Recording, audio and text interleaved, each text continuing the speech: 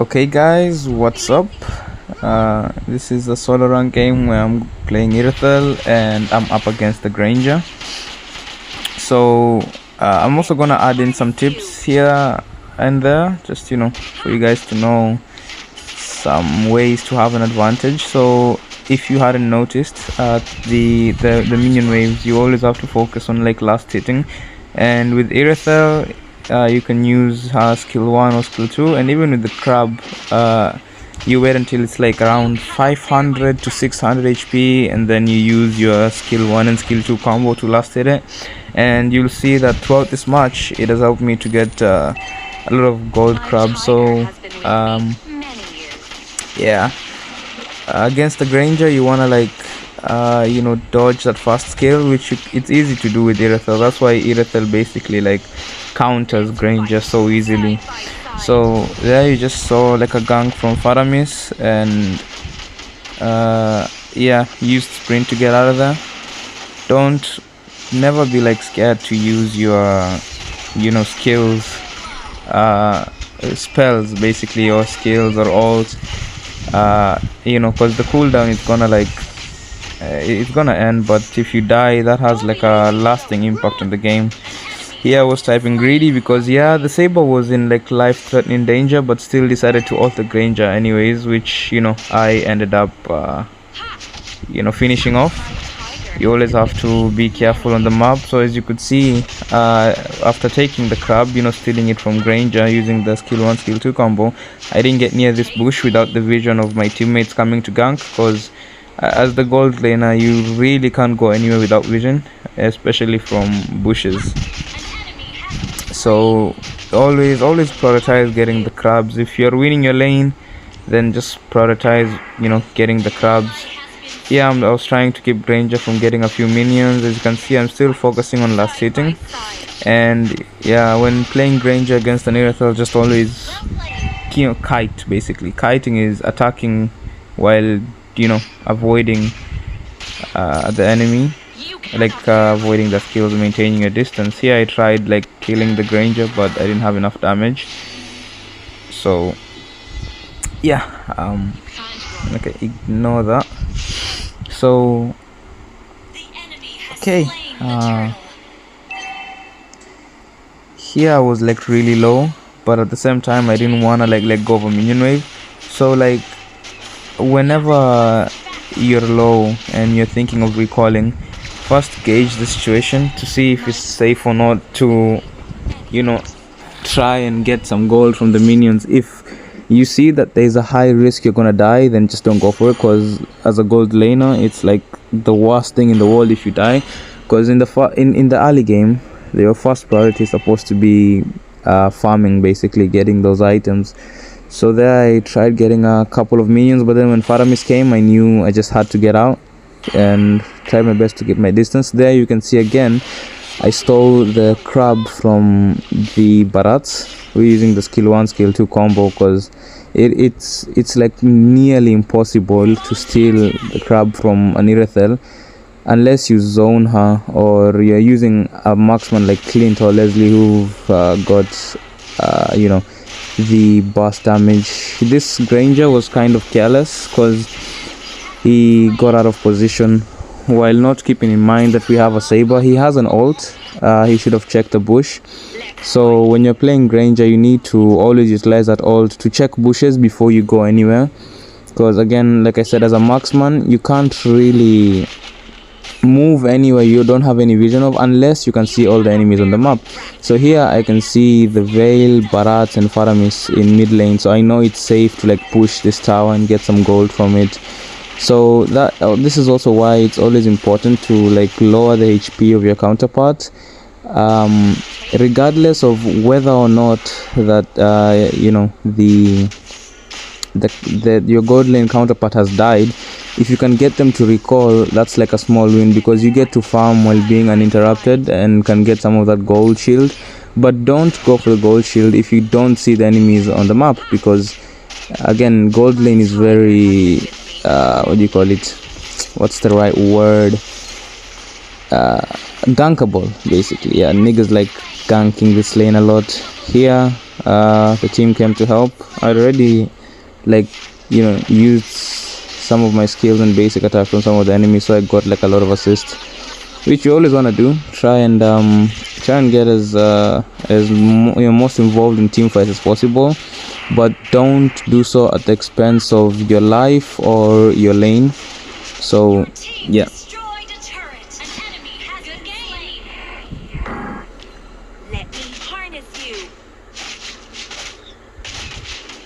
And as you can see, Granger, this enemy team's Granger basically is like he's basically all the things you shouldn't be doing as a marksman. So he could see that there was someone taking the creep there, because whenever you see that green dot, it shows the creep is alive. But if you can't see it, that means it's in the bush and someone is taking it. And he walked up to that bush. If I wasn't alone and there was like Saber or Xavier or Matilda there, he would have died. And he made the mistake of walking up to that bush without having vision on it, which as a Granger should be easier to check. He died again from the Saber from the same bush because he didn't use his ult to check. So with heroes like Leslie and Granger, it's so easy to like not get surprised from bushes, because you have the ult which helps you in attacking the bushes and seeing if there's anyone there. So here we just had a small little fight in the turtle. It's already over. My voice overing is kind of shit right now, but I'll work on the timing. I was able to get a few assists here. This Julian just walked into the bush without any regard for his life, and he got punished for it, as you can see. Here I'm just trying to stay as far away from the veil as possible while still being able to attack, because in terms of a marksman, the positioning is the most important thing, yet one of the easiest things to do. So what you want to do is just keep an eye out on the enemy's positions. This Granger, you want to split push, but only split push when you see that on the map. You see on the map that you see all the enemies engaged or somewhere else on the map. So if you're split pushing and you don't have vision on the enemies, then you're basically begging to be killed. So as I was saying, back on positioning as a marksman, yeah. Okay, see with Faramis here, it was the same thing. So I was looking at the map and I saw the Veil, Barats, Julian, and who else do they have on their team? And Granger was dead, so I could see the Veil, Barats and Julian on the map, and Faramis was on top. That means he was alone, which means it was safe to engage on him, and so I just went all out engaging on him. And yeah, he was like kind of careless, out of position there basically. And whenever someone is out of position, don't be afraid to punish them if it's safe to do so. So as I was saying about positioning, basically you just want to make a mental note of where the enemies are, and like not to get caught out by their skills, but at the same time putting yourself in a position where you can deal some damage basically. As you could see, if you remembered back in the mid lane, I was attacking the Barats, but as soon as I saw the Veil, I like went back a little. So here attacked the Veil because I was coming from like a favorable position. With Irithel, you never want to stop moving, especially with sprint, because you get like the passive stacks way quicker, because with Irithel they stack up by moving. It's basically like Chow, but with Irithel it's more broken because it enhances your basic attack by a lot. And so yeah, there I came from a favorable position because the Granger and Veil were out of position and I'm kind of fed, so I used sprint to go in. And as you also saw, like the Barat's dodging, I dodged his ult because of the movement speed from sprint. So as an Irithel, you always want to keep moving, always predicting what skills the enemies are going to use and trying your best to maneuver around them. So when I engaged there around Lord, I tried my best to stay away from Veil so that he wouldn't get his second skill on me by moving around him, making it hard for him to aim it, but at the same time enough distance to aim it. Same thing here with Julian. I know he's going to use his second skill, so I go back a little, but after he's used it, I'm fed at this point, so I can just bust him down. And here I was using high and dry, so he was alone. In my head he was alone, so it was safe to attack him. Couldn't finish off Bharat's here, but like I said, always try and predict the which direction the enemies are going to use the skills and try to dodge it. So I saw the Bharat charging up from afar and moved around to try and dodge that. At this point I was just engaging for fun because I was fed as shit. But yeah, I typed in R to signal that the Bharats had used retry on me when I was pushing. And this is something you always want to do when you're playing solo or even with friends. With friends you can use VC, and in solo you can use the chat. So like you let your team know if the enemy have used their skills or spells, which is like important. So let's say their marksman has used flicker, you should let your team know. That way they know that it's gonna be easier to catch him. And with retribution, when the load is up, you should also signal when the enemy jungler has used retry, because then that means that it's basically a free load if your jungler is alive. But then it's useless if your jungler is dead, but at that time he was alive. So here I got a bit careless. I went in to attack the Faramis, but I didn't put into consideration where the enemy team was. I couldn't see Veil on the map, so yeah, I should have been a bit more careful.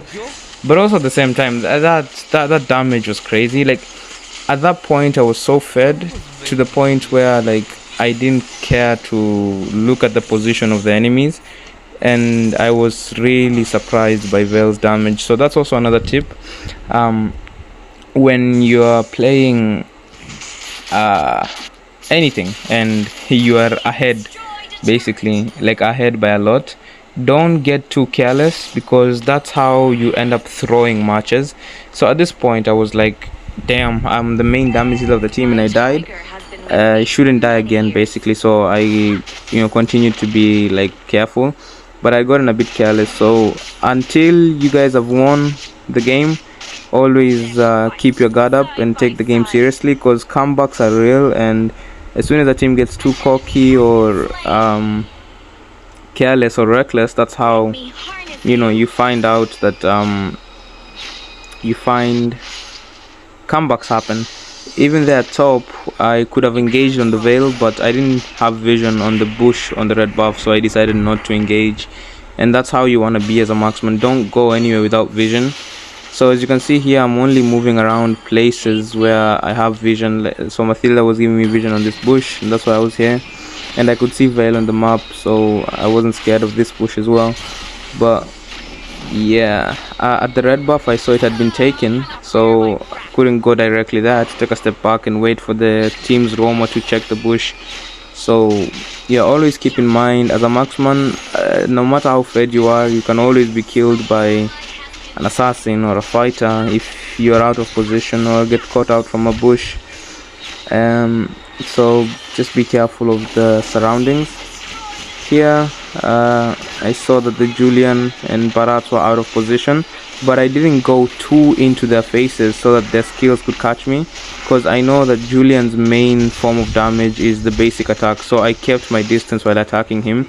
And I also know that Bharat still has ult, so I moved like around him to do my best to dodge it. And this is like, I think, the third time I've dodged his ult this game, and that's the beauty of Irithel, in my opinion, the most broken marksman, because the main problem of marksmen is usually their positioning, but with Irithel you can move around while attacking, which makes it easy for you to position yourself in a way that you dodge the enemy's ults. Here we had the number advantage. We were also really fed, so I felt it was best to take the Lord, because you should always end as quickly as possible. I don't know why our jungler wasn't giving it attention. So here I was attacking the Faramis, but you could see Veil in the distance, so I was also being careful not to get caught out by him again. So yeah, as the jungler, you always have to pay attention to the objectives. The Lord and Turtle is the biggest priorities. So yeah, if We could have basically like been come back on if the Lord wasn't taken there. So you always have to be careful on that, and the times in which you do decide to take it. So here we have the Lord.